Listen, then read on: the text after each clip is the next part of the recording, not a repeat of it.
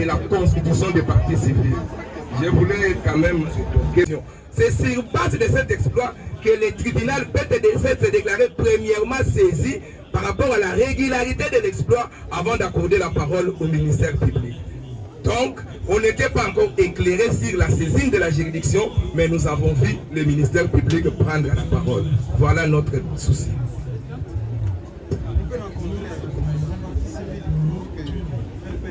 Parole au conseil de la partie civile. Vous pouvez passer le micro au conseil de la partie civile. Merci beaucoup, c'est Maître Liévé Guibongola Lomeli pour le compte de la victime. Nous avons suivi les prétendus préalables qui n'ont pas du tout été énumérés d'ordre public ou d'ordre privé. Mais en prenant la parole, celui qui prétend soulever les préalables les nomme le premier de l'acte qui a saisi votre tribunal. Je crois en ce 21e siècle, devant le tribunal écrit, quand on vient assister une victime, on doit suivre attentivement. La procédure de flagrance est prévue dans le code de procédure pénale. Qui saisit le juge, c'est le parquet à travers un acte du ministère public. Le ministère public prenant la parole a dit à travers tel acte, numéro d'un point, nous avons saisi votre tribunal. Donc à ce jour, prétendre que ça c'était moyen d'ordre public ou d'ordre privé, je crois que c'est quelque chose qui on va chercher à perdre inutilement le temps. Donc il y a un acte conformément au code de procédure pénale, c'est le parquet qui saisit, qui a été déposé et énuméré par le ministère public. Deuxième prétendu préalable, on dit non, la partie civile a consigné le frais, mais sans pour autant présenter la procuration spéciale.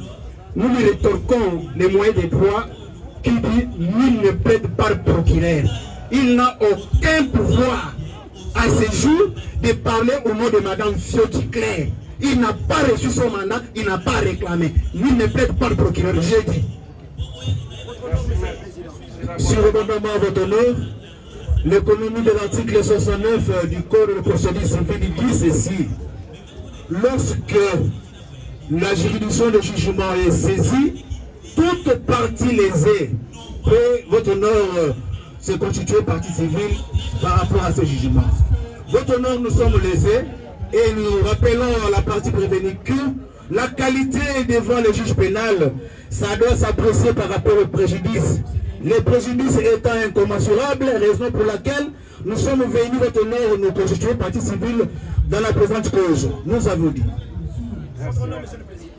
Essayez de vous résumer parce que ce n'est pas tout le monde qui va prendre la parole au nom de la partie civile. Il faut gagner du temps. Allez-y, maître. Surabondamment, Monsieur le Président, au regard de l'article 54, toute personne lésée est en droit de saisir une juridiction de droit commun pour présenter les faits et retrouver ces droits dont les intérêts ont été lésés. Nous avons dit. Merci. Oui, c'est la dernière. Surabondamment, Monsieur le Président. Nous avons entendu un argument orphelin de la part de la partie prévenue, celui de pouvoir que les avocats qui sont venus représenter la partie civile devaient avoir une procuration. Monsieur le Président, je ne suis pas intelligent. Je puise mon intelligence dans la loi. Lorsque vous lisez l'article 69 du Code de procédure pénale, parce qu'il ne suffit pas de dire qu'il faut une procuration en tant qu'avocat, à contre de type prévu par la loi. L'article 69 du Code de procédure pénale en ligne. On dit la partie civile peut se constituer à tout moment, depuis la saisie du tribunal jusqu'à la clôture du débat. Nulle part, la loi a demandé, à exiger à la partie civile de pouvoir établir une procuration en regard de ces avocats. Je pense que si les avocats de la partie civile, ils ont, n'est-ce pas, une disposition contraire qui demande aux avocats pour se procher partie civile qui puissent recevoir la procuration de ce client qui puisse nous prendre, nous avons dit. S'il vous plaît, c'est vous qui avez posé la question sur la saisie du tribunal. Et ensuite, vous êtes revenu.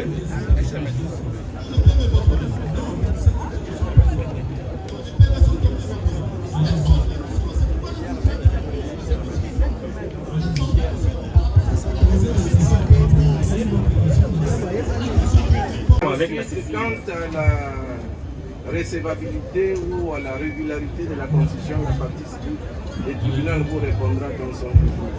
N'est-ce pas? Oui, Monsieur le Président, par c'est un rapport- moyen en rapport avec la saisine. En rapport avec la Encore, saisine, il y a évidemment. un moyen différent de Je celui- veux, évidemment, Monsieur le Président. Allez-y, allez-y. S'il est effectivement différent, s'il y a un élément nouveau, allez-y. Alors, si nous avions soulevé la question en rapport avec la saisine de votre tribunal, c'est justement puisque nous avons suivi religieusement les ministère public. Mais lorsqu'il présentait les faits, il a escamoté l'endroit où il devait dire par quel acte votre tribunal est effectivement saisi. J'ai dit ce moyen, Monsieur le Président, de l'ordonnance loi numéro 78-001 du 24 février 1978 relative à la répression des infractions flagrantes. Voilà ce qui est dans l'article 11.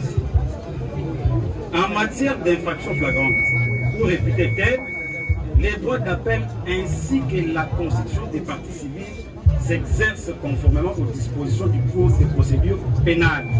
Il en est de même de la procédure à suivre. Et donc, étant donné que la procédure à suivre en cette matière est la même que la matière ordinaire, nous voudrions savoir avec exactitude quel est l'acte. Faute honneur. Dans cette salle, Monsieur le Président, il y a même des stagiaires. Nous aimerions que lorsque vous prenez une décision, que cette décision soit quand même une décision valable, qui peut être lue à tout moment par toutes les générations. Nous avons soulevé un moyen relatif à la saisine de votre guide tribunal. Vous voulez revenir sur la question?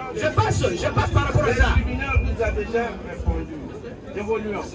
Monsieur le Président, nous voulons... Sinon, vous êtes là en train de faire une polémique avec... Vous avez soulevé une question. Monsieur le Président, Et le tribunal vous a répondu. Alors, vous passez à autre chose. au regard de cette décision du tribunal, Monsieur le Président, nous estimons que cette décision du tribunal peut être revue. Donc, nous sollicitons à ce que un débat légal, Monsieur le Président, parce que nous avions soulevé le moyen dont le ministère public ne nous a pas rencontrés. Parce que nous avons évoqué la loi. Et de cette loi, nous sommes restés silencieux. Sans qu'il y ait une suite par rapport à ça, Monsieur le Président. Que de ce fait, Monsieur le Président, je passe avec l'autorisation du tribunal la parole à mes estimés confrères. Monsieur le Président, nous avons dit devant votre tribunal que nous tirerons toutes les conséquences des droits. Étant entendu que le prévenu qui est déféré devant vous est un médecin de l'État congolais, il a le droit à défendre aussi devant votre tribunal. C'est pourquoi nous avons dit ceci. Au moment opportun, Monsieur le Président, nous allons tirer des conséquences. Nous pouvons avancer. Merci, maître. Prévenu, ce n'est pas pour revenir sur la question des saisines ou de la qualité de... Une autre préoccupation. Vous voulez soulever un moyen? Allez-y. Vous avez la parole. C'est la partie civile, allez-y.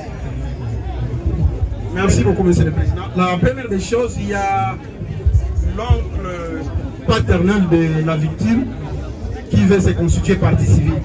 Nom de Monsieur Jean Kidimba Kongolo. Il dépose également $20 à parfaire comme partie civile. Donc il y a deux parties civiles. Après la comparution de Monsieur Jean Kidimba Kongolo. entre la partie civile... À part ça, Monsieur le Président, distingué membre de la composition, qui vous presse de nous demander, nous tous avocats, de reculer parce qu'il y a des autorités judiciaires qui n'arrivent pas à suivre convenablement. Il y a les micros. Si les autres, nous pouvons reculer de 2 pas pour permettre aux autres de suivre convenablement.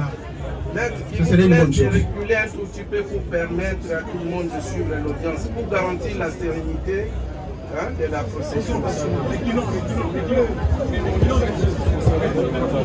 Oui, nous reculons, on recule. Nous, on n'a pas reculé apparemment. Reculons. On n'a pas reculé. Si la partie de la défense aussi peut reculer, hein, si elle peut aussi reculer, ce serait une bonne chose. La partie de la défense, elle peut reculer. Bon, je crois qu'on peut... Ça va maintenant? Oui, maître. Oui, vous voulez dire? Oui, en dehors de ce que venait de dire l'estimé confrère maître l'évêque Bungula, nous aimerions aussi faire venir la République, parce qu'il y a deux partis civils. Deux partis civils. Il y a aussi le médecin ici, quand vous allez l'identifier, c'est un agent de l'État, payé par l'État, qui est au service de l'État. Alors, tel que votre tribunal est en train de siéger, nous aimerions que la République soit représentée pour les intérêts civils, parce que lorsque nous allons demander les intérêts civils, comme étant agent de l'État, au service mis au service de l'État, l'État va répondre quant à ce que nous avons dit. Nous avons également pensé, dans les mêmes ordres d'idées, que l'hôpital où le médecin travaille, le médecin directeur devrait également comparaître comme le civilement responsable, parce que ce n'est pas le médecin qui a organisé, c'est une organisation purement de l'hôpital, et le médecin directeur de cet hôpital, soit que cet hôpital devrait répondre comme civilement responsable. Étant donné que nous sommes la partie civile, nous sommes venus ici pour les intérêts civils, nous citons toutes ces dettes par des parties pour qu'elles puissent comparaître pour les intérêts civils. Le prévenu va répondre sur le plan pénal, nous avons dit.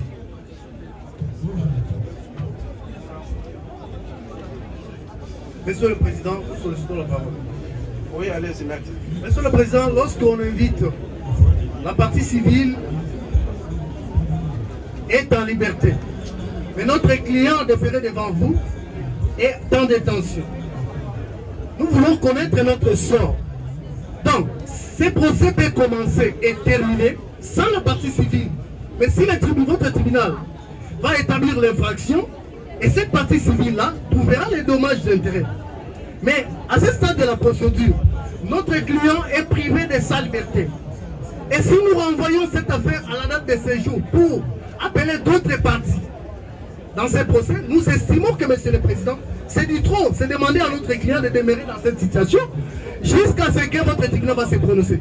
Nous estimons que toutes ces parties civiles qui se sont constituées, que le tribunal évolue avec les dossiers, si ces infractions dont le ministère public vient de citer devant vous, vient de déférer le prévenu devant vous, sont établies, à ce moment-là, les parties civiles auront droit à dommages et intérêts. Nous estimons qu'appeler la République, ça va amener cette affaire d'être renvoyée pour que nous puissions comparer. Oui, maître, c'est le dernier intervenant. La dernière intervention. C'est la dernière. Essayez d'organiser vos interventions pour éviter... Monsieur le Président, nous avons dit pour le moment. Allez-y, maître. Nous réitérons. Les derniers intervenants, oui. On s'est rallié à ce qui a été dit par le confrère. Oui, alors... Nous attendons la présidente. Merci vous plaît, non, il faut avancer. Il faut avancer, maître. C'est nous qui avons soulevé. Vous êtes parti. Oui, c'est nous qui avons soulevé ces moyens. Maître, vous voulez faire échec dans la suite. Venez, allez-y. Merci beaucoup, Monsieur le Président, distingué membre de la composition. Je voudrais d'abord recadrer les débats de l'autre côté, parce que quand on dit si leur client est en détention, alors que la partie civile est en liberté, je voudrais signaler et marteler que si leur client est en détention, il le mérite par rapport à son comportement. Donc ce n'est pas parce qu'il est en détention et qu'on ne va pas soulever ou suivre la procédure légale. Leur client doit être en détention par rapport à ce qu'il a commis comme infraction. Et c'est légal. Et la loi dit que lorsqu'une partie, lorsqu'une personne est sous la garde de quelqu'un d'autre, il travaille pour le compte d'une autre personne. Lorsque celui-ci a posé une infraction, il répond. Comprendre que les griefs qui me sont attachés ne concordent pas avec ce qui s'est passé. Alors, je demanderai peut-être au président de le relire pour que cela me donne bien l'idée de bien répondre. Monsieur David, ici nous voudrions seulement connaître ce qui s'est passé réellement entre vous et Madame Dorcas. Parce que le ministère public a dit, le ministère public dans le résumé des faits a dit qu'il vous poursuivait pour torture sur Madame Dorcas Mouya.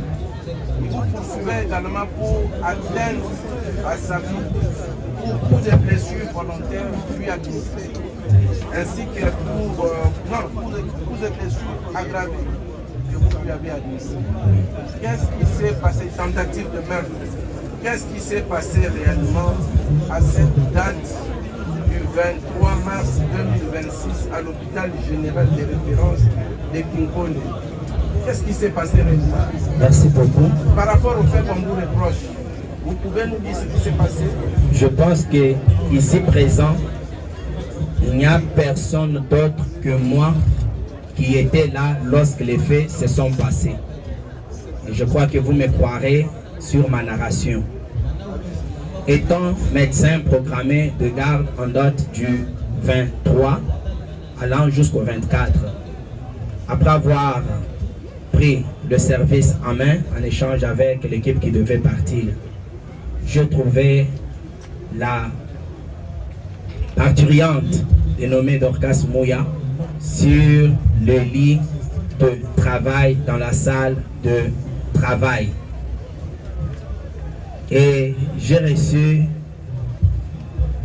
de l'infirmière ou bien de la sage-femme qui l'a surveillée les récits suivants.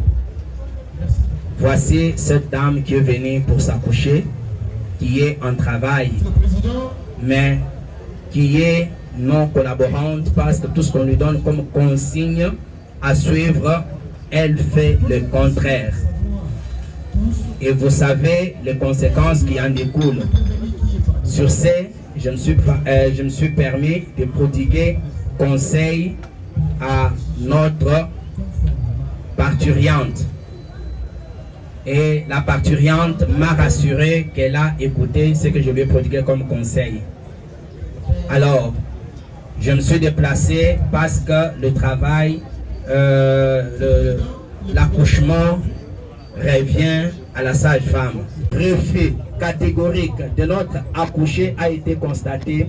Sur ce, le confrère a pris l'initiative de faire appel à l'équipe de la couverture sanitaire universelle ou ceci en sigle pour le transfert de la dame.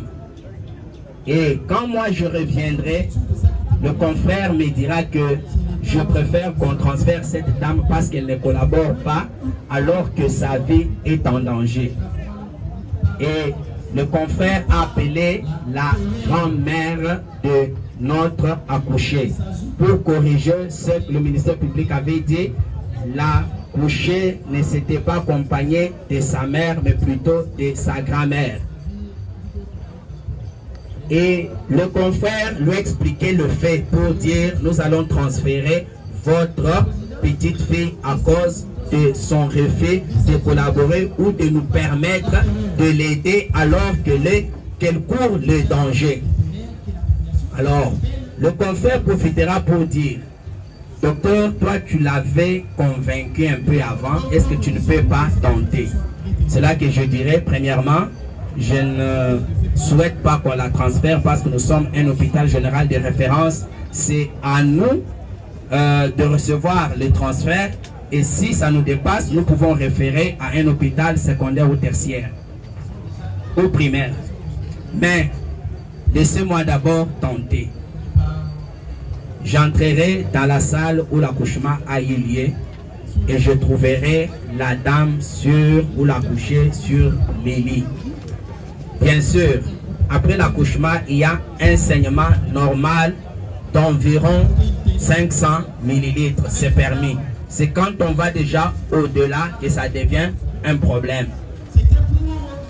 Alors, l'accouché me dira, docteur, toi tu peux venir me traiter, mais qu'aucun de tes collègues ne me touche. Qu'aucun de ces stagiaires ou infirmiers ou sages-femmes ne s'approche de moi. J'ai dit, ok, il n'y a pas de problème, je commence avec toi. Je crois qu'on peut finir avec toi. Alors, quel est le problème? Ils m'ont exposé le problème là-bas où l'accouché ne veut pas qu'on puisse l'aider pour suivre les soins qui avaient déjà commencé. Sur ce, je lui expliquerai le bien fondé de la poursuite de ses soins et le danger pourri en cas de refus. La dame me dira, toi, tu peux le faire. Je suis médecin, les autres plaident avec leurs documents. Moi, mes documents ou mes outils, à part la science que je détiens, ce sont les instruments. Devant une femme qui a accouché, qui a connu la déchirure de ses parties molles, la science nous dit ceci. Si on ne procède pas à la suture de ces déchirures-là, l'hémorragie ne tarira jamais, quelles que soient les autres méthodes que l'on peut utiliser. Même si cette hémorragie-là est normale. Ce n'est pas pour vous interrompre. Merci. Mais c'est pour avoir quelques précisions. Lorsque vous avez appris que Madame Dorcas refusait de collaborer avec le staff médical, et que vous avez vu les choses en elle, qu'est-ce qui s'est passé? Vous êtes allé prier avec elle? Est-ce que vous l'avez appelée quelque part ou vous êtes allé vers elle? Vous lui avez parlé tendrement? Ce qui s'est passé réellement, c'est quoi? Est-ce que vous reconnaissez en des termes clairs lui avoir administré des petits ou des petits? Non, je ne suis pas encore là. Non, mais nous ici, on risque de vous laisser. Nous avons besoin des éléments. Pour que j'arrive au grief, je dois narrer les choses telles qu'elles se sont déroulées. Vous reviendrez après, même dans votre plaidoirie. S'il vous plaît, maître, laissez le tribunal. Qu'est-ce qui s'est passé lorsque vous avez appris que Madame Dorcas refusait de collaborer avec le staff médical? Les relations avec elle étaient cordiales, vous avez donné un petit coup, vous avez donné des paroles gentilles. Ça s'est passé comment? Merci, s'il vous plaît. Laissez-vous l'assister. Merci. Je crois que je ne veux pas vous prêter intention, mais vous voulez peut-être que je précipite la narration. Ce n'est pas précipité, c'est l'instruction. L'instruction, c'est une question de... C'est un jeu, une étape de question-réponse. Vous aurez le temps de développer tout ce que vous dites là. Mais pour l'instant, nous avons besoin des éléments précis. Hein? Bien sûr. Ce qui s'est réellement passé entre vous et bien sûr. Après avoir appris qu'il y avait des filles de collaboration. Je fais ce qui s'est fait normalement. C'est quoi ce qui s'est fait normalement? C'est essayer de collaborer avec l'accouché et en cas de refus, lui expliquer le danger qu'elle court en refusant ce qu'on veut faire et lui montrer combien cela n'est pas traumatique si parfois elle a peur qu'elle comprenne que ça ne va rien lui faire. C'est ce qui a été fait et elle a semblé croire et c'est pourquoi elle m'a autorisé de la toucher. Ok, mais lorsque la mère de la victime déclare que vous lui avez administré des coups, que vous n'avez pas travaillé de manière professionnelle. Je ne reconnais pas cela, Monsieur le Président. Est-ce que vous reconnaissez lui avoir administré des coups pendant qu'elle était suivie? Comment parachuterais-je par cela si je ne vous dis pas ce qui s'est passé pour que j'arrive à lui administrer les coups? Non, attendez, essayez de collaborer avec nous. Il s'agit de répondre aux questions que le tribunal vous pose. Est-ce que vous reconnaissez lui avoir donné, même une fois, même deux fois, ou ne lui avoir pas donné de coups? Comment ça s'est passé cette collaboration entre vous et Madame? Et si vous me donnez quelques minutes, je vais répondre à votre question sans problème. Vous avez la parole. Mais répondez aux questions comme ça. Non, ne vous laissez pas intimider. Non, non. Vous parlez avec vous. Je sais que vous êtes un homme scientifique, vous comprenez. Mais il y a une clameur publique. Il y a des gens qui ne savent pas ce qui se passe. Il faut les ignorer. Qu'est-ce qui s'est passé? Il faut ignorer ce qui s'est passé. Voilà ce qui s'est passé.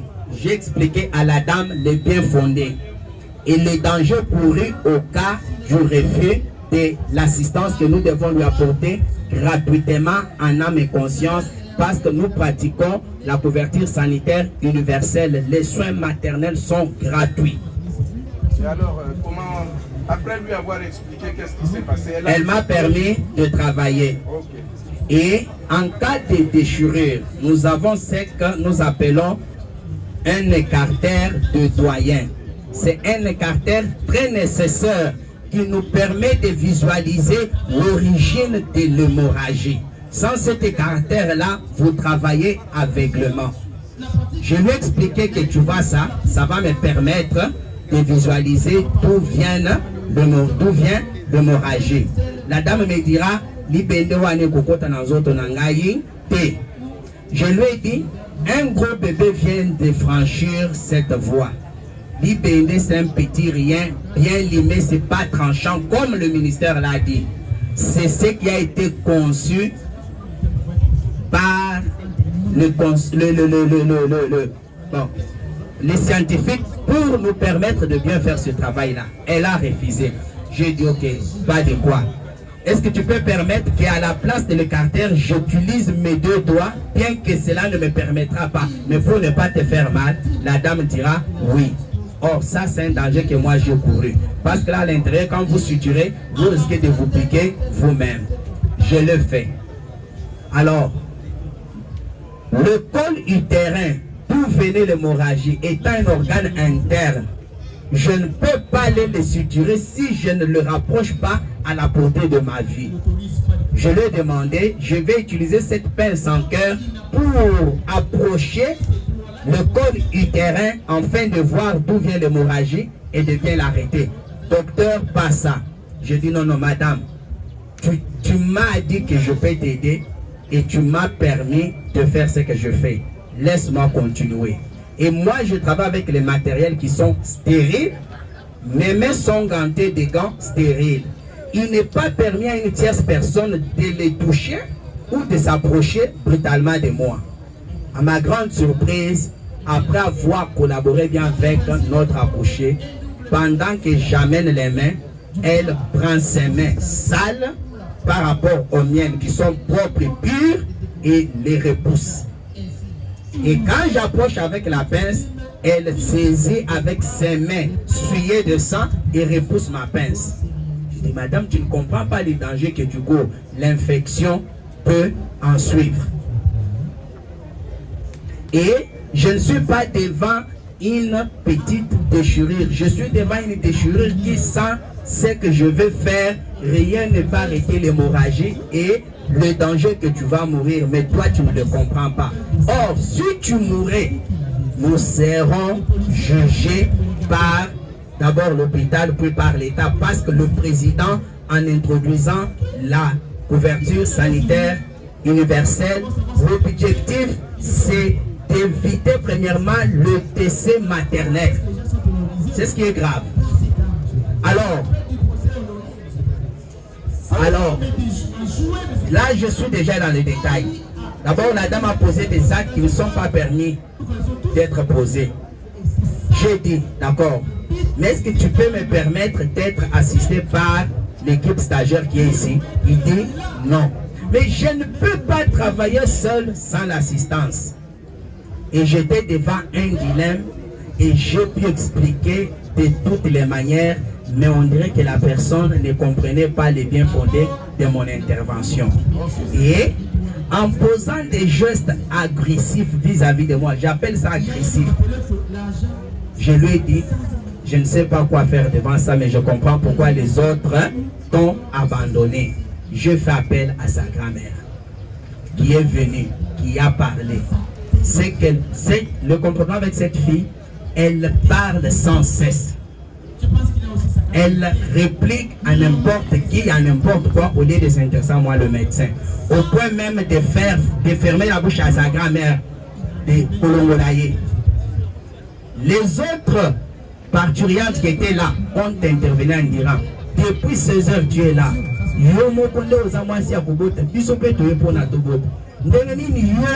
A privatisé donc Yomoko Simbi ba médecin biso bakota la biso quand et là j'ai à peu près 6 femmes en travail aussi avec 2 lits et une à la porte en train de pleurer malgré l'intervention de celle qui les avait accompagnées, d'elle-même qui pleurait aussi, qu'on mette d'abord son cas à côté, qu'on les voie.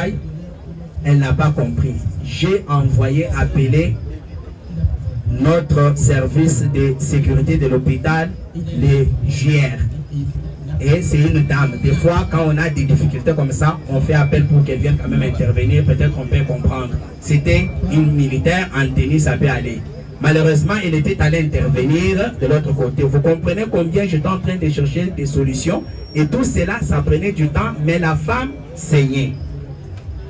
J'ai dit, si l'on continue avec... S'il vous plaît, monsieur David, vu son refus de collaborer, après avoir tout tenté, qu'est-ce qui s'est passé réellement? Moi, connaissant les dangers qu'elle courait, et que moi aussi je courais, si je lui laissais tomber dans ces dangers-là, j'ai dit je dois utiliser une autre méthode, c'est grimacer ou contraindre cette accouchée pour atteindre les objectifs qui lui sont vitaux.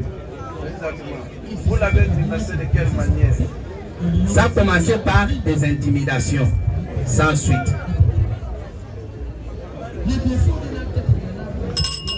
Silence, s'il vous plaît, silence. Et puis, on avait demandé à tout le monde de descendre. Comment vous retrouvez là? Sécurité, faites-moi descendre tous ceux qui sont là-bas qui ne sont pas avocats. Descendez, descendez. Descendez là. Sécurité, policiers, faites descendre tout le monde. Faites descendre tout le monde. Faites descendre tout le monde. Tenir mes bras et les écarter. Non, même quand vous avez finalement décidé... Non, d'abord son agressivité, je ne sais pas si vous pouvez retenir ça. Vous avez parlé de... Et essayer de cacher sa partie intime avec sa main pour m'empêcher d'intervenir. Voyez ce qui peut me pousser, Allez-y, docteur. Voyez ce qui peut me pousser d'aider par contrainte cette ignorante en vue de la sauver. Parce que moi je connais la valeur de sa vie. En médecine il est dit ceci, une femme ne peut pas mourir en voulant donner la vie. Elle avait déjà donné la vie, c'était bon. Mais pourquoi elle risquerait la mort par son ignorance? C'est comme je dirais ceci, vous avez un enfant qui joue sur une autoroute et si vous l'aimez vous allez lui dire Junior quitte sur l'autoroute. Non. Si vous dites Junior ne comprend pas, si vous l'aimez, que c'est votre enfant, vous irez le tirer de force. S'il refuse, vous le chicoterez pour lui dire que le danger que tu cours est grave, mais tu l'ignores. Voilà, c'est donc ce que vous avez fait. C'est ce... Maître, s'il vous plaît. Répondez aux questions. Ça c'est un exemple. Répondez aux questions du tribunal. Ça, c'est un exemple. Maître, vous l'assistez, vous l'assistez. Ça c'est un exemple, mais revenons dans le fait saillant. Ça ce n'est... ce n'est qu'un exemple. Monsieur David, il y a le ministère public qui voudrait ajouter une petite question. Oui, allez-y, monsieur le président. Monsieur le Président, nous demandons d'abord au greffier d'acter correctement les déclarations du prévenu. Et l'exemple qu'il vient de donner. Et en outre, j'en profite, Monsieur le Président. Nous constatons que le prévenu évite de répondre à la question. L'évidence est qu'il n'y avait pas de collaboration. Et il vient de soulever cela. Et quelle a été sa réaction? Et en tant que médecin, où est-ce qu'il a mis le principe du libre choix de patient?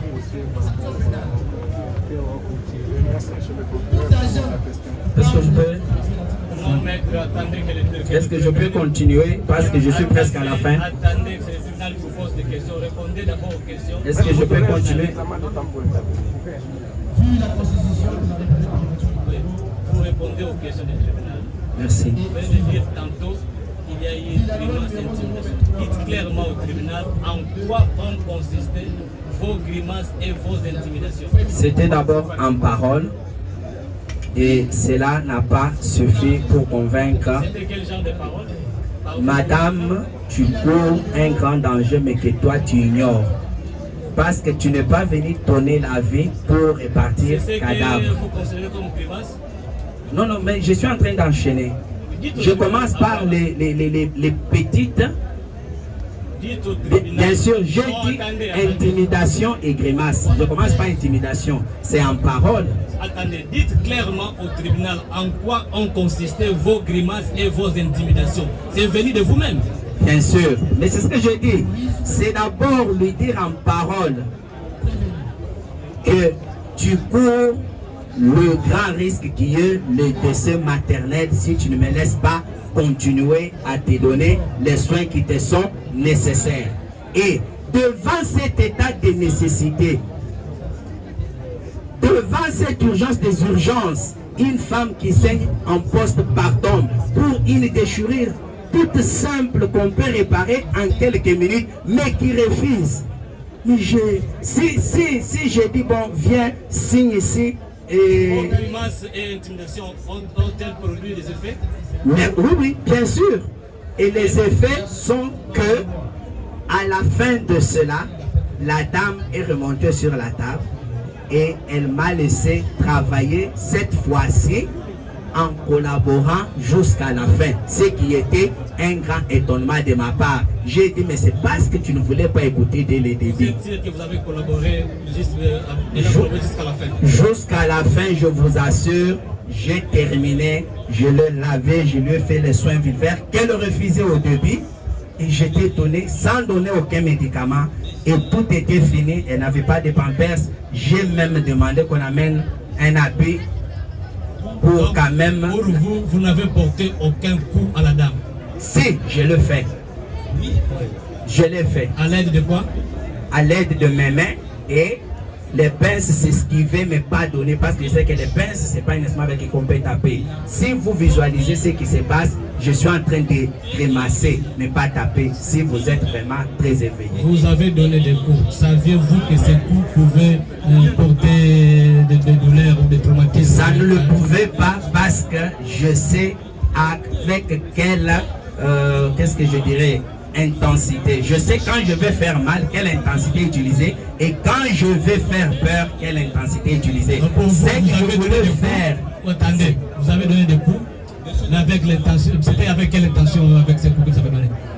De persuader la parturiente à accepter ma proposition afin de sauver sa vie. Je n'avais pas d'autre choix après avoir épuisé tous les autres moyens devant une femme qui est congolaise. Devant une femme qui est... Quand vous mettez votre main, quand vous l'introduisez les doigts, etc., elle l'avait repoussé. Et que vos mains étaient pires, elle ne devait pas être touchée. Alors comment avez-vous réagi? Comment avez-vous repoussé ces mains-là? Comment? Avec quelle intensité avez-vous repoussé ces mains? Mais qu'est-ce que moi je fais? Moi je vais sursauter, je vais écarter mes mains. Mais malgré cela, elle les avait déjà touchés. Ah, c'est donc ce qui vous a permis de pouvoir nous porter des coups davantage? C'est pas ce qui a permis. Je vous dis que les coups, si ce n'est pas par rapport à ce qu'elle a fait, mais les coups ont été portés pour sauver cette vie-là, dont la concernée ignorait le danger qu'elle courait. Je ne sais pas. Ne reconnaissez-vous pas que votre comportement a davantage traumatisé la victime? Je ne pense pas. Si ça l'aurait traumatisé, elle ne se serait pas en sortie indemne après qu'elle m'ait permis de travailler. Et je suis resté avec elle jusqu'au matin. Et le matin, je me suis vu avec elle, je lui ai dit, tu vois ce que tu pourrais si on n'avait pas intervenu. Elle a dit, docteur, pardon. Reconnaissez-vous que ces faits ont été filmés? Voilà, c'était filmé. Et pourquoi c'était filmé? Je ne sais pas si c'est la question qui proviendrait de votre part. C'est avec quel téléphone qui a autorisé que... Voilà. J'étais déjà devant un dilemme où les moyens concourus pour aider avaient échoué. Et que en cas de décès maternel, je comparaîtrai. Avec quelle preuve devant mes chefs, mon staff médical, le matin, devrais-je prouver que les faits ont été tels que nous les avons? Vous parlez de votre staff. Est-ce que lorsque vous dites que la victime ne collaborait pas, l'accouché ne collaborait pas, aviez-vous informé votre hiérarchie? Quand le médecin fait la garde, il est le numéro 1 de l'hôpital. Et À ce moment-là, je ne peux pas appeler le médecin directeur ou le chef de staff chez lui à la maison en repos pour lui dire il y a une collaborante qui refuse ici, qu'est-ce que tu veux? Il va dire mais docteur, c'est toi qui es là. Qu'est-ce que lui fera en ce moment-là? C'est à moi de trouver moyen, méthode pour aboutir à une bonne fin qui est celle de sauver la vie. Retenez que malgré tout ce que vous avez vu se dérouler, la dame est sortie vivante, elle est repartie chez elle avec son bébé et aujourd'hui j'étais avec elle et son bébé et sont bien portants. Est-ce que c'est vous qui avez autorisé qu'elle oui, ça pour me protéger moi en cas de non-collaboration jusqu'à la fin. Le faites-vous souvent? Arriver. Le faites-vous souvent? Non. Ça c'était la première fois? Bien sûr, c'est un cas spécial. Qu'est-ce qui vous a motivé réellement de pouvoir ordonner que la scène soit filmée? Pour me défendre devant ma hiérarchie, parce que de tels faits sont punis, pas seulement au niveau de l'hôpital, même au niveau de la présidence. Qui a filmé? J'ai seulement dit dans la salle où nous étions, filmer pour que... Qui était dans la salle? Est-ce que je peux terminer? Vous allez terminer. S'il vous plaît, maître. Répondez d'abord à la question. Qui était dans la salle? Parce que vous dites que vous n'étiez pas seul. Bien sûr. Ouais. Il y avait une sage-femme. Maître, vous allez compléter à quand qui termine. Qu'est-ce que c'est? Il y avait une sage-femme. Laissez le prévenu répondre aux questions. Maître, laissez le prévenu répondre. Vous répondrez. Non. Laissez le prévenu répondre. Non, je ne veux pas la parole. Maître, s'il vous plaît.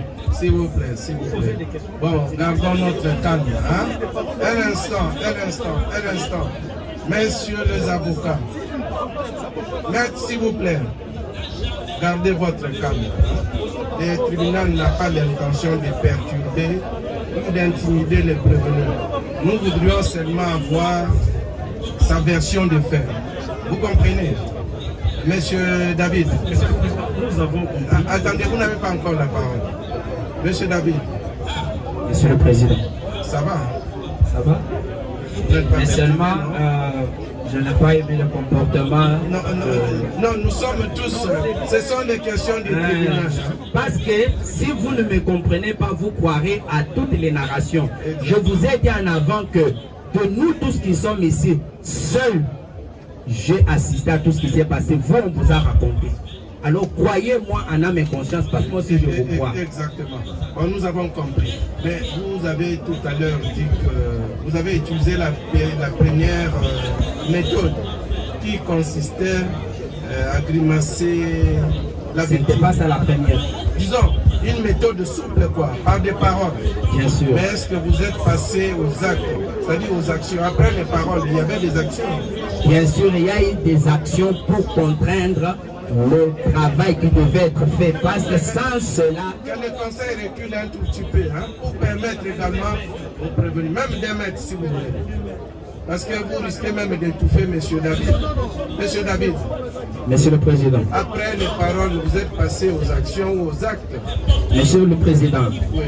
Vous avez devant vous un prévenu parce que quelque chose s'est passé, mais un sauveur est vu. Quand je regarde tout le monde qui est ici, je vois la plupart de mes patients.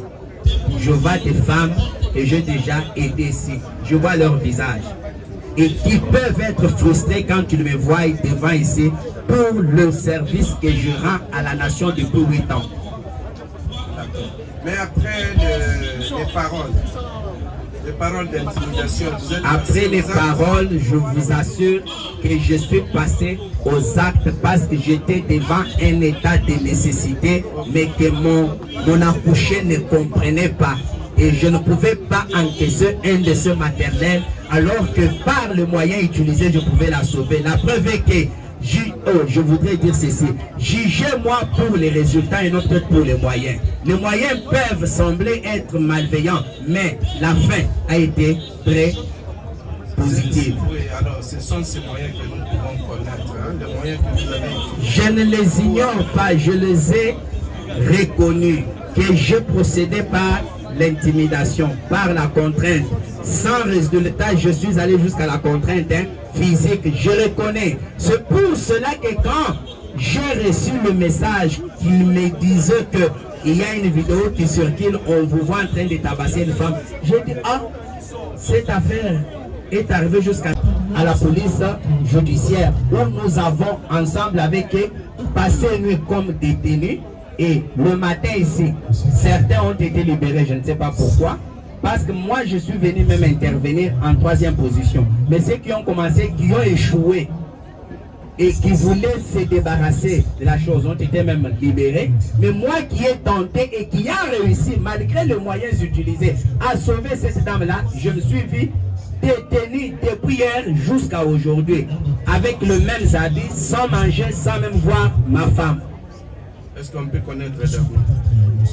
On peut connaître. Si vous avez le PV ou les dossiers qui vous ont été transmis, leurs noms sont là. Non, mais vous ne pouvez pas les ignorer. Vous étiez... Je ne saurais pas citer tout le monde parce que je ne me sens plus bien maintenant. Oui, quelques-uns que vous connaissez ou que vous reconnaissez. Je peux facilement citer les noms de mes confrères médecins, mais qui ont été déjà entendus et c'est déjà parti. Non, ceux qui étaient avec vous dans la salle. Non, là je connais qu'une sage-femme, les stagiaires, je n'ai pas le temps de connaître leurs noms. Oui, mais la dame, la sage-femme s'appelait comment? Je crois que c'est Maman Timbo. Je crois Timbo. Maman Timbo et qui d'autre? Non, pour l'équipe 1 de sage-femme, il n'y a que elle qui était revenue. Les autres s'étaient retirés parce que la dame elle-même a dit qu'aucun d'eux ne me touche et ne m'approche. Alors vous sortez, moi je vais tenter de travailler avec elle. C'est pourquoi je me suis retrouvé seul, assisté par une seule sage-femme. Et j'aimerais vous dire ceci. Monsieur le Président, oui, j'aimerais vous dire ceci.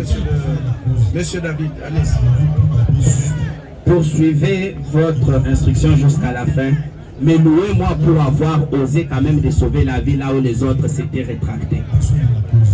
Nous avons compris. Est-ce que vos conseils ont quelque chose à dire? Vous voulez compléter? Bon, essayez de vous organiser pour prendre la parole en toute discipline et sur des faits précis. Ne revenez pas sur ce qui a été dit. Vous pouvez peut-être revenir pour vous. Allez-y. Au vu de l'instruction, nous voulons la comparution de la dame sage-femme parce que notre client a dit tantôt qu'il a utilisé ses moyens pour persuader la dame pour l'intérêt supérieur de sa vie et la vie du bébé. Nous estimons que cette sage-femme qui était dans la salle d'accouchement pouvait comparaître et d'autres médecins qui ont eu à tenter, des infirmiers qui ont eu à tenter à aider la femme, mais ils n'ont pas pu, et aussi pouvaient comparaître pour éclairer la révision des documents. Nous avons dit. Merci. Donc vous sollicitez la comparution de la sage-femme et de médecins qui sont rentrés parce qu'ils avaient échoué pour convaincre la dame de collaborer. C'est bien noté. Je crois que le greffier. Allez-y, monsieur le Président. Nous avons suivi les réponses qui ont été magistralement données par les docteurs. Et il y a quand même des questions qui nous taraudent. Les deux petites questions, nous les adressons au ministère public. Puisque, jusqu'à preuve du contraire, il nous semble que le ministère public n'a même pas pris les soins d'entendre la prétendue victime. Alors, on va jeter un coup d'œil. Il est dans les dossiers. Est-ce que le ministère public, après avoir entendu, comme il y a le procès verbal, est-ce qu'avait-il pris les soins de procéder à une même petite confrontation avec les prévenus par ici devant moi? Ça, c'est la première question. La deuxième. Reculer un tout petit peu. Veuillez reculer.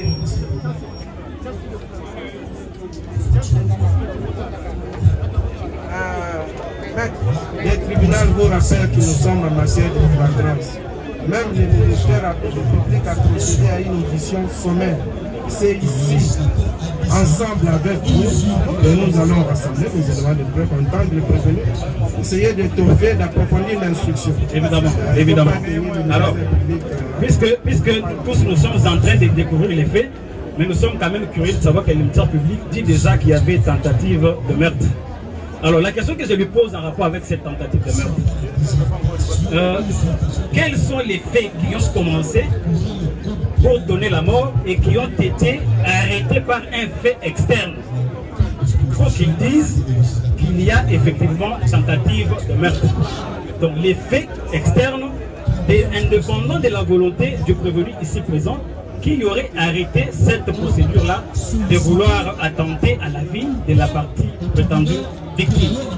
Et pour enchérir, Monsieur le Président, par rapport aux personnes qui doivent être entendues ici, nous sollicitons également la comparution de la grand-mère, puisqu'il nous semble que c'est elle qui a vécu personnellement les faits.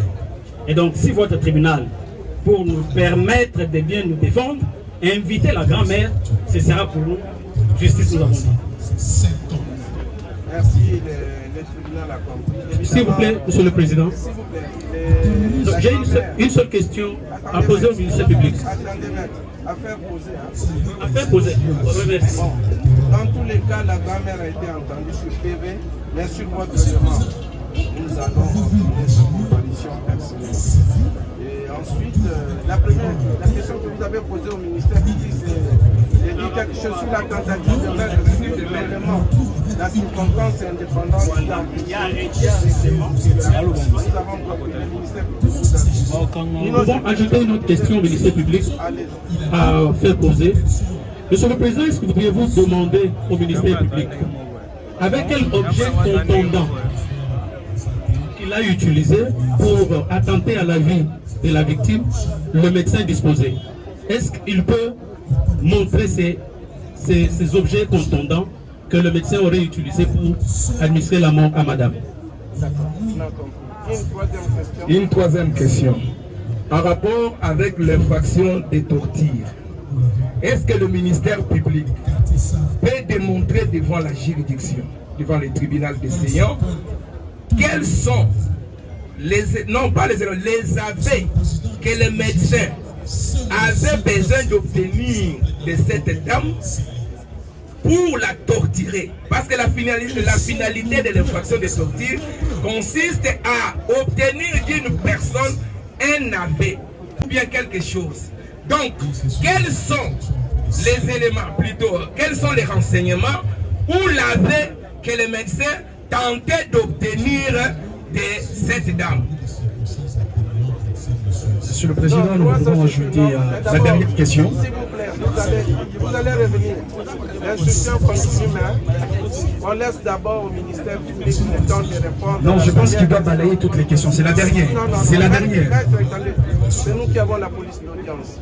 Au ministère public de répondre d'abord aux trois premières questions. Sur la tentative de meurtre, sur l'objet ou l'instrument que le médecin pourrait utiliser voilà. Et puis la dernière, c'est sur la finalité de cette Monsieur l'organe de la loi, vous avez la parole. Merci, Monsieur le Président, pour la parole que vous accordez. Sinon, nous allons vous demander d'auditionner, de visualiser les images. Et en visualisant ces images, Monsieur le Président, vous allez comprendre. Votre attention, s'il vous plaît, le ministère public est en train de répondre aux questions que vous avez posées. Vous allez comprendre. Suivez le ministère public. Le comportement de ce prévenu, Monsieur le Président. À la question de savoir quels sont les éléments extérieurs qui ont empêché que cette tentative de meurtre n'ait pas eu lieu, Monsieur le Président, je tiens d'abord à faire observer pourquoi nous avons retenu la tentative de meurtre. Je vais poser une question qui n'a pas répondu. le libre choix du patient, monsieur le président. Tout en sachant que la victime et la patiente refusaient de collaborer. Au lieu de chercher des méthodes douces, monsieur le président, il s'est mis en bourreau, monsieur le président. Et pendant que sa patiente saignait, et je peux dire saignait à flot, monsieur le président, le prévenu a administré de coups. Et pourtant, c'est une première part, elle vient de s'accoucher, elle est faible, et ces coups-là auraient entraîné, monsieur le président, sa disparition. Qu'est-ce qui a fait que cela ne puisse pas arriver, monsieur le président? À lui-même, il a répondu à la question. Qu'après avoir intimidé, après avoir porté des coups, étant donné qu'elle était seule, il y avait plusieurs dames dans la salle, elle ne pouvait que céder, monsieur le président. C'est parce qu'elle a cédé que le résultat n'est pas arrivé. L'objet contendant, oui, monsieur le président.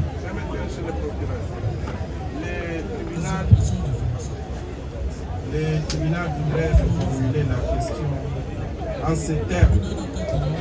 Selon les avocats du prévenu, si on parle de tentative, peut s'agir soit d'une infraction montée, soit d'une infraction tentée ou d'une infraction impossible. Ils veulent connaître l'élément, la circonstance indépendante qui a empêché que les prévenus ici présents puissent donner la mort à la victime d'Orcache. Voilà, c'est peut-être en ces termes. Quelle est la circonstance qui a empêché l'élément indépendant, la circonstance indépendante qui n'a pas permis aux prévenus ici de donner la mort à sa patiente. Voilà. Et puis vous continuez sur la suite. Oui, monsieur le président. Circonstance indépendante, c'est cette faiblesse, monsieur le président, de la patiente. C'est cette faiblesse de la patiente qui a fait reculer le prévenu, monsieur le président. Nous avons compris. La partie civile, vous allez revenir. Le ministère public est en train de répondre.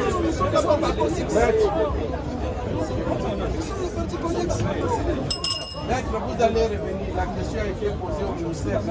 Si vous voulez compléter, vous voulez dire. Oui, monsieur le procureur, passez à la deuxième question. Monsieur le Président,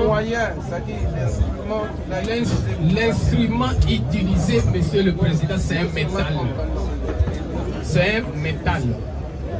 Même si ce métal-là n'a pas de parties tranchantes, mais lorsqu'on applique la force, ça blesse, monsieur le Président. C'est pourquoi nous avons utilisé l'expression contendant, monsieur le Président. Et lui-même, le prévenu lui-même, l'en a confirmé, monsieur le président. Et à la troisième question, je demande à la partie prévenue de bien lire la loi, monsieur le président. La torture ne demande pas nécessairement qu'il y ait un résultat, qu'il y ait un objectif quelconque, monsieur le président. Ici, la torture peut être entraînée même par les actes posés par ces derniers. De collaborer. C'est ainsi, en tant que fonctionnaire de l'État, au regard de sa qualité, monsieur le président, il se met à torturer la patiente au lieu de collaborer avec elle. Et c'est ainsi, monsieur le président, une question a traversé notre esprit. Le premier médecin, le deuxième médecin se sont réservés, ont compris, ont respecté la déontologie. Ainsi, ils ont compris que nous sommes coopératifs. Nous savons coopérer.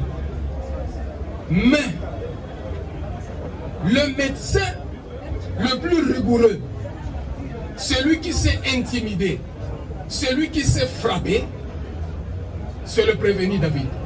C'est pourquoi ces deux autres médecins-là, que nous demandons aussi qu'ils soient entendus, qui l'ont attendu venir pour lui faire rapport. Parce qu'ils savent, ses méthodes. Ils savent comment est-ce que ces prévenus se comportent avec les patientes, Monsieur le Président. Parce que tous ce sont des médecins. Et c'était probable et déchiré. C'est ainsi, commençant par saigner, il viendra l'intervention de prévenu devant vous. Le prévenu devant vous, en sa qualité de médecin, devrait recevoir correctement sa patiente parce que cette dernière saignait. Au regard de son état psychologique, il y avait une résistance, petite résistance, pour que celle-ci puisse recevoir le traitement ou soit la suture, Monsieur le Président. C'est dans ces circonstances-là, Monsieur le Président, que le prévenu ici présent s'est évertué d'ignorer sa qualité de médecin, Monsieur le Président, et il s'est mis à rouer, à administrer des coups, et en utilisant même ces matériels, ici les pinces, qui devraient servir, Monsieur le Président, pour suturer sa patiente, Madame Dorcas. Et comme cela ne suffisait pas, Monsieur le Président, au moment de ces faits, il va donner l'ordre, Monsieur le Président, à son staff, à ses stagiaires, de filmer les actes qu'il posait. Ici les coups, ici les intimidations et même les injures, Monsieur le Président. Et ses stagiaires, son staff, ils ont filmé. Et après avoir filmé, Monsieur le Président, ils ont balancé ces images sur les réseaux sociaux. Monsieur le Président, cela n'a pas suffi. Après avoir traumatisé Madame Dorcas, ils ont décidé, les médecins ici présents, en date maintenant du 24, sous la forte pluie, ils ont décidé de l'abandonner en la libérant, en accordant sa libération, pendant qu'elle avait encore besoin d'assistance, pendant qu'elle avait encore besoin de recevoir les traitements, Monsieur le Président. C'est ainsi, nous nous sommes saisis de l'affaire. Nous nous sommes dit, Monsieur le Président, que ces faits doivent être réprimés. Ces faits doivent être découragés. Étant donné que nous nous retrouvons dans une période où la femme, Monsieur le Président, doit être protégée. Et surtout, à l'état où cette dernière, qui est allée paisiblement donner la vie, mais s'est retrouvée en face d'un médecin, en face d'un monsieur qui l'a traumatisé. Et à cet instant ici, la victime, elle a été transférée dans une formation appropriée et pour recevoir des soins y afférents, Monsieur le Président. C'est ainsi, nous avons décidé, par la procédure de flagrance, au regard de notre lettre numéro 1069 par RMPFL 31 729 par PL 025 par 026 par PKM, de le mettre à votre disposition. Et Monsieur le Président, au regard de cette procédure, nous venons de vous présenter le fait d'une manière brute. Et avec vous, Monsieur le Président, nous allons découvrir le fait infractionnel que nous devons mettre à sa charge. Nous avons dit, Monsieur le Président. Merci, Monsieur le Procureur, pour votre résumé des faits. Pour permettre aux prévenus d'organiser sa défense, quelles sont sommairement les infractions que vous mettez à sa charge? Merci, Monsieur le Président. les infractions que nous venons de mettre sommairement à sa charge sont suivantes. Ci-après, Monsieur le Président.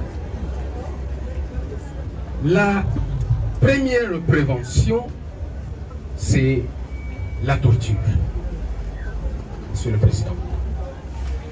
Et là, c'est au regard de l'article 48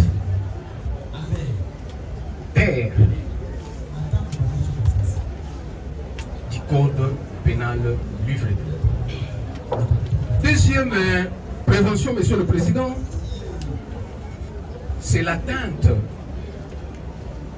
volontaire à l'intégrité physique d'autrui, Monsieur le Président. Et là, nous avons retenu l'article 372 du Code numérique. Et après avoir examiné minutieusement, Monsieur le Président, le comportement de ce médecin, surtout en utilisant par lui les objets tranchants, contendant, Monsieur le Président, dans les parties intimes de sa patiente, nous avons estimé qu'il y a tentative de meurtre, Monsieur le Président. Voilà d'une manière sommaire les infractions que nous avons retenues à sa charge. Nous avons dit. Merci, Monsieur le procureur. Bienvenue à la langue. David, vous venez de suivre. Vous voulez comparaître en quelle langue? Vous voulez déposer en quelle langue? En lingala, en français. Allez-y. Vous allez faire en quelle langue? En français. En français. Vous venez de suivre les ministères. Il y a d'abord fait un résumé des faits. Entre vous et Madame le ministère public, Madame Dorcas, le ministère public vous reproche les faits de torture prévus par l'article 48 du Code pénal livre 2. Il vous reproche également de l'infraction d'atteinte volontaire à l'intégrité physique de l'autrui, prévu et puni par l'article 360. Enfin, tentative de meurtre à l'égard de Madame Dorcas, faire prévu par le pénal livre 1er et 45.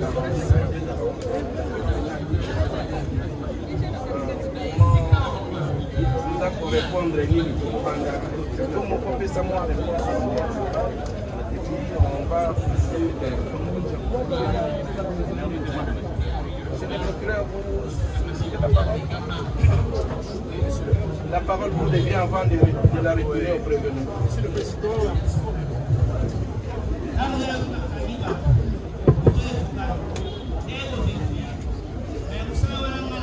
Nous venons d'énumérer les 3 premières infractions. Monsieur le Président, nous avons tenu à ajouter une autre. Oui. Les coups et blessures volontaires et aggravées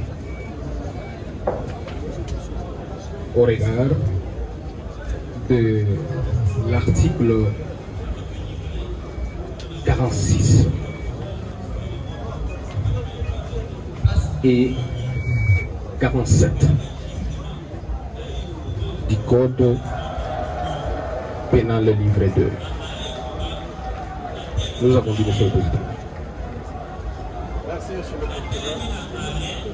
Donc, Monsieur David, en plus des 3 premières infractions du ministère public, il faut poursuivre également l'infraction des coups volontaires aggravés, prévu et puni par les articles 46 et 47 du Code pénal livre 1er. Vous êtes avec vos avocats, vous comparaissez donc assister